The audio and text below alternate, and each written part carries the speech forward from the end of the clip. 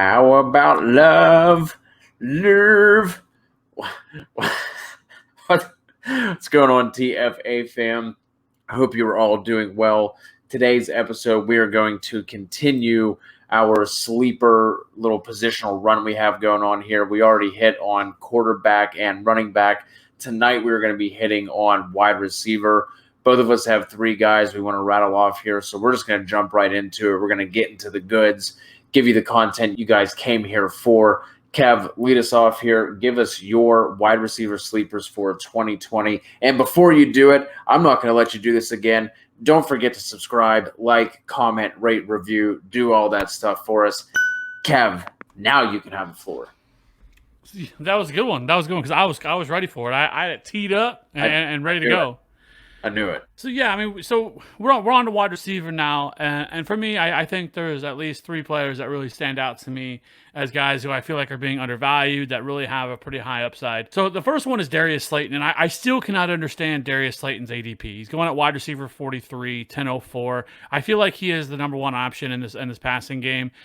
He has clear rapport with Daniel Jones. Even throughout training camp, we continue to hear how he has a really strong chemistry with him. They just had a scrimmage over this weekend. He received the most targets. He received 5 targets, which is the most of any wide receiver in that scrimmage. Now I get it; it's training camp. We don't want to overhype it, but I mean, the guy was relatively unknown. Like, nobody really was talking about Darius Slayton heading into last season. You know, he played 14 games. He still had 83 targets, averaged almost 6 targets per game, 23 deep targets, which was 19th.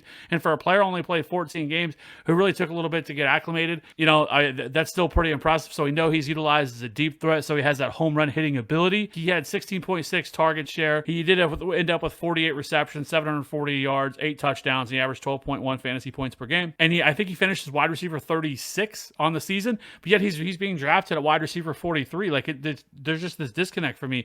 He had double-digit fantasy points in 9 of 14 games last year, which is exactly what you're looking for.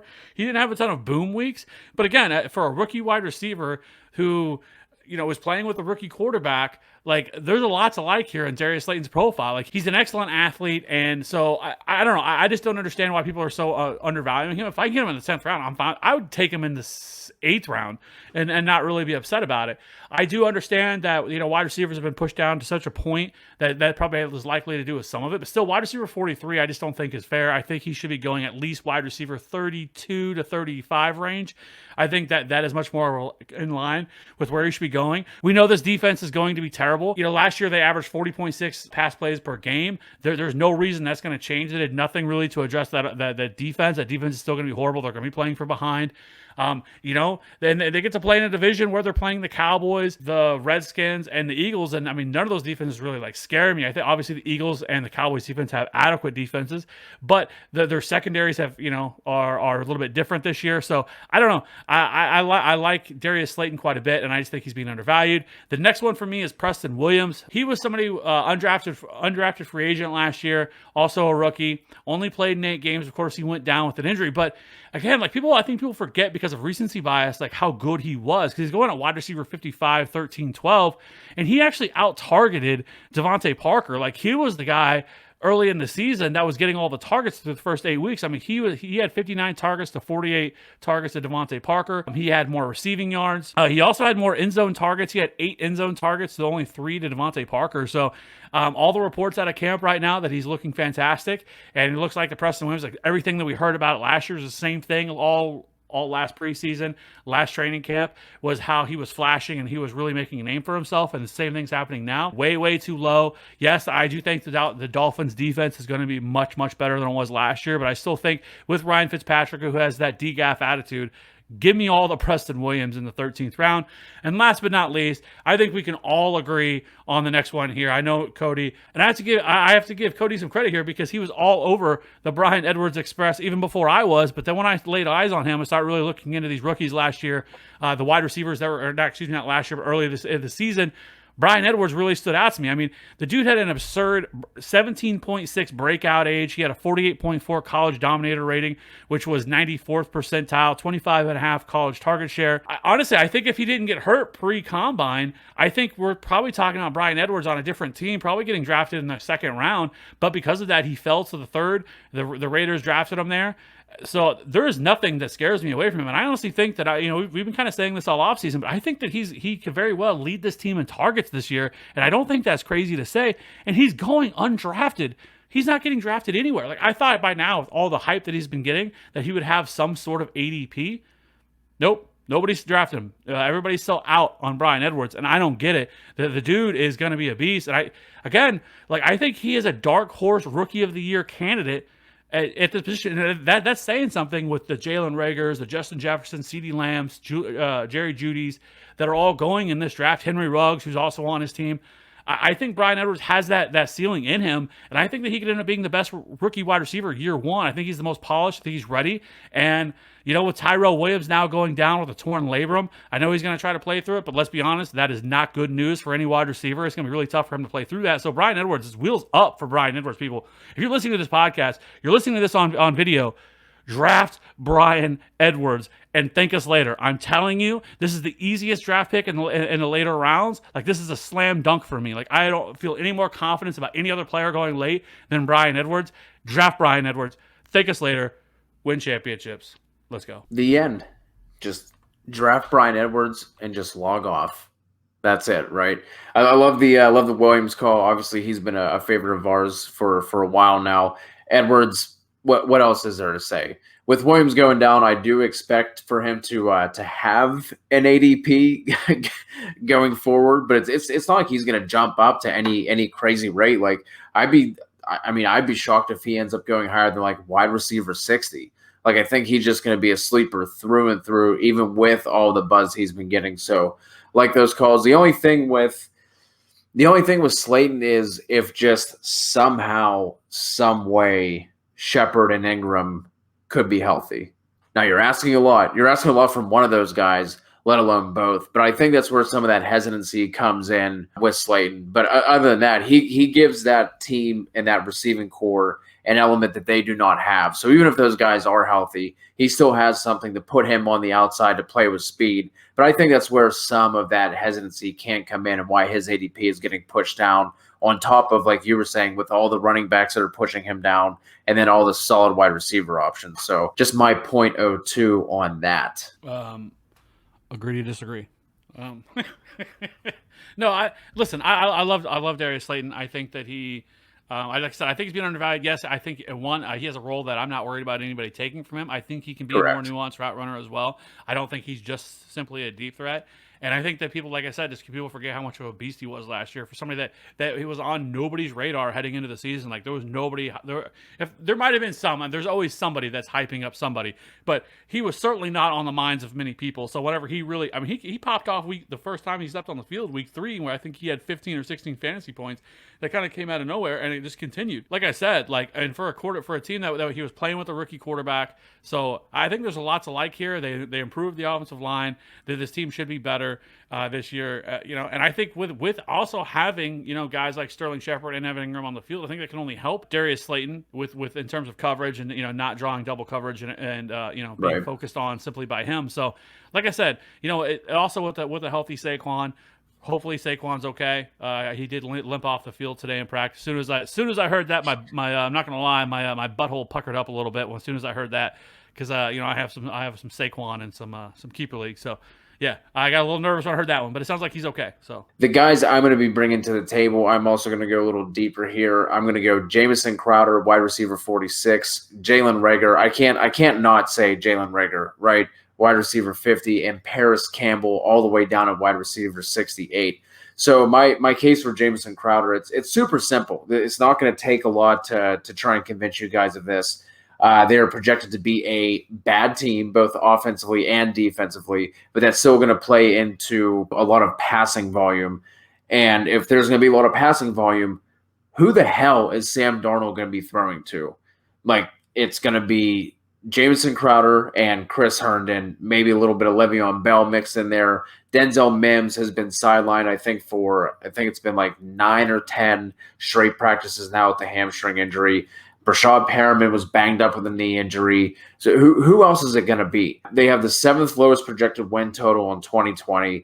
Last year, very quietly, Jamison Crowder was 16th among wide receivers in both targets and receptions.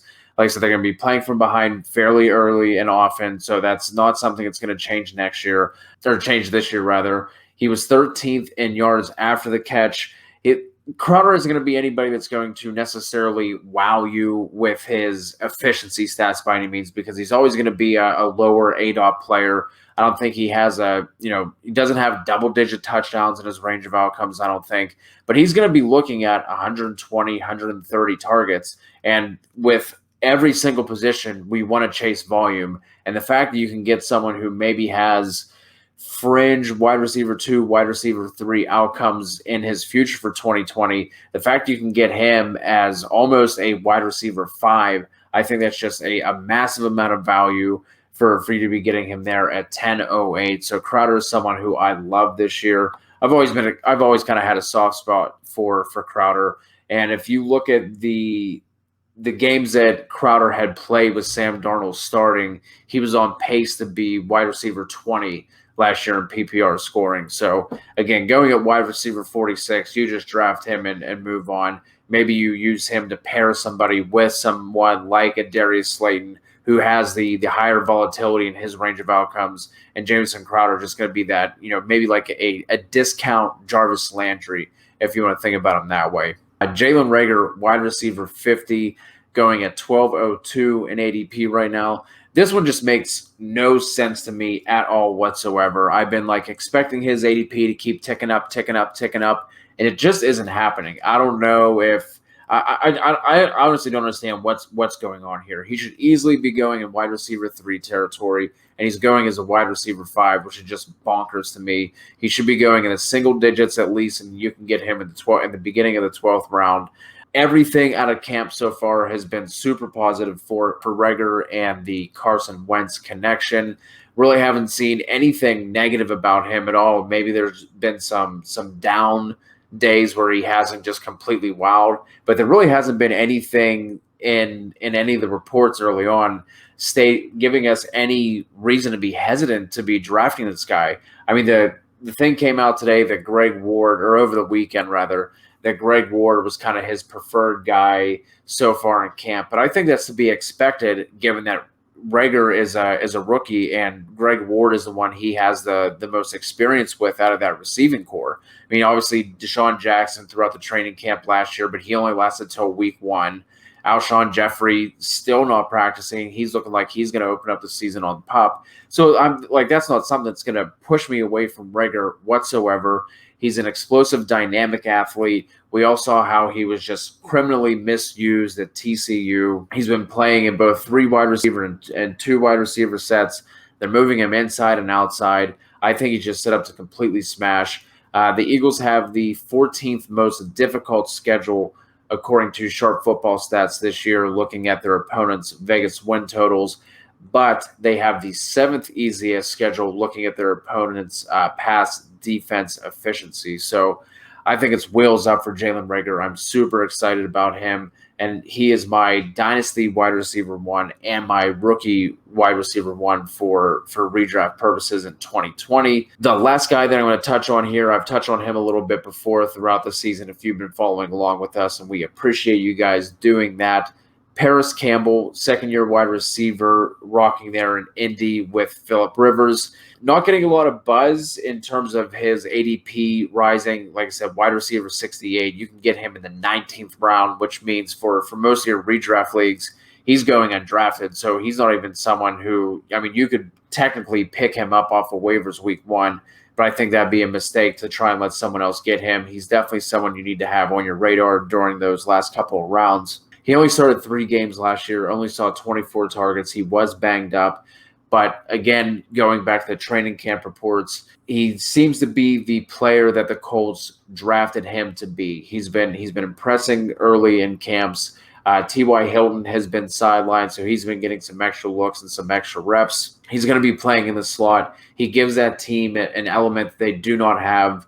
Yes, T.Y. Hilton can still get downfield, but he does not have the 4.3 speed that Paris Campbell has. And a lot of what we've been seeing out of the camp reports with Indy is that they want to get the ball out of Rivers' hands quickly. Even though they have that line in front of him that's going to be able to protect him pretty well, they don't want him holding on to the ball and trying to run around and make plays. So that's just going to fit right into Campbell's game perfectly. Like I said, coming out of the slot, that quick release, that quick hit passing game, that's perfect for Campbell. You just hit him in stride and just let him do damage after the catch. So he's somebody I love specifically because you can get him all the way down in the 19th round. Kev, let's open this up a little bit. Are there any names, any sleeper names you kind of want to touch on quick? Anybody else you think the TFA fam needs to have their eyes on? I think Brandon Ayuk is certainly one.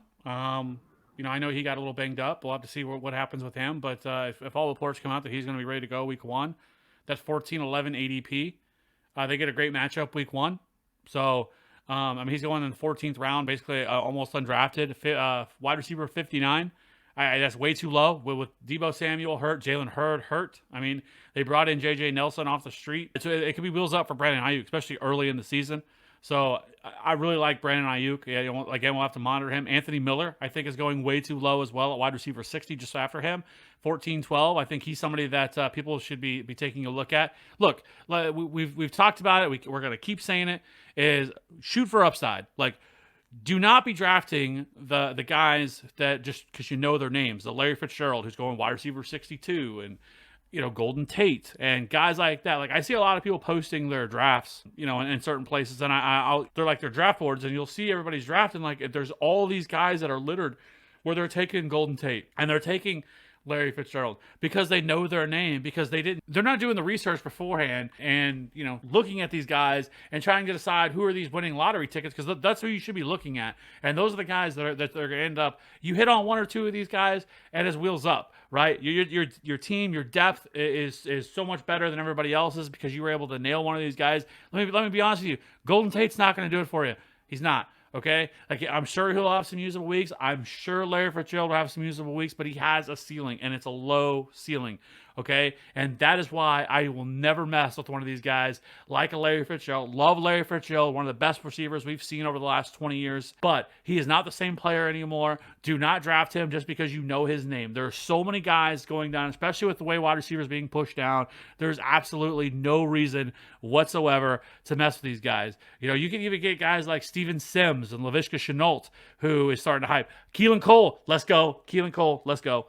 And the guys we mentioned, Paris Campbell, he's going late. Allen Lazard, he could end up being the number 2 wide receiver in Green Bay.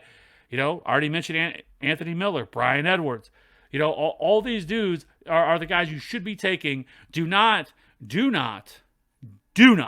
at me. Look at me. You looking? Okay. Do not draft Larry Fitzgerald. Do not draft Golden Tate. That's all I got to say. Draft for upside. We've given you more than enough guys that you can take here in the later rounds. Win the fucking championship. Let's go. Some guys I want to throw out real quick here. Not necessarily a sleeper, but someone who I think is going too low right now. Marvin Jones, a wide receiver 36, coming off the boards at 8-11. I just think he should be going higher. In the games where Matt Stafford started last year, so that was through the first 9 weeks, Marvin Jones was wide receiver 14, and that was with Kenny Golladay being wide receiver 11 in PPR scoring. The reports out of camp now are Marvin Jones is healthy. He's looking good. He's catching everything. So he's someone you should definitely have on your radar in terms of someone who's, again, not necessarily a sleeper, but someone who's just being undervalued right now. And just for whatever reason, even with the buzz that he's getting, he kind of just seems to just be sitting there more or less. Henry Ruggs, someone who we kind of slammed a lot throughout the offseason process and whenever we were doing more dynasty during the February to May months. But if he's going to be sliding into – so I'm kind of projecting outward here. If Tyrell Williams is ineffective with that torn labrum in his shoulder and that pushes Edwards into an outside role, and then that moves Ruggs into the slot, and they kind of just let Tyrell Williams, just kind of be out there and, run downfield and do whatever and kind of just clear out and take up some space. if Henry Ruggs is operating out of the slot more often than what he is kind of projected to right now, because right now the last thing I saw was that they were still holding on to Hunter fucking Renfro as a slot option. If they can put Ruggs in the slot and get him on those quick release, free release off of the line of scrimmage and get him into open space with slants and crossers, I like him a lot at wide receiver 45.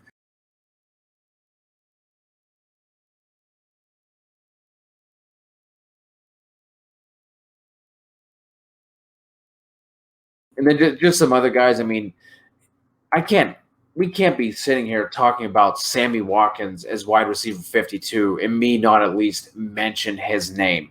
Today, he and Tyreek Hill were both on the field and were doing some individual drills. They weren't doing any team drills.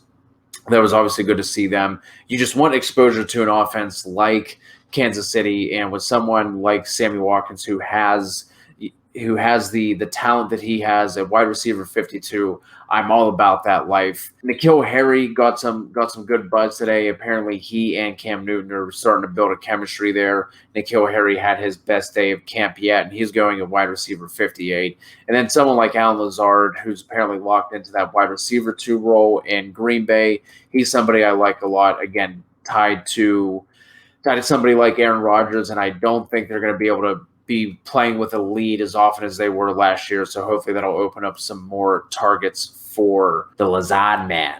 Kev, get us out of here. Well, I would be remiss not to. I forgot to mention McCole Hardman. Why we didn't mention him? Listen, don't draft Sammy Watkins. Draft McCole Hardman. Shut up. Take him off your wall.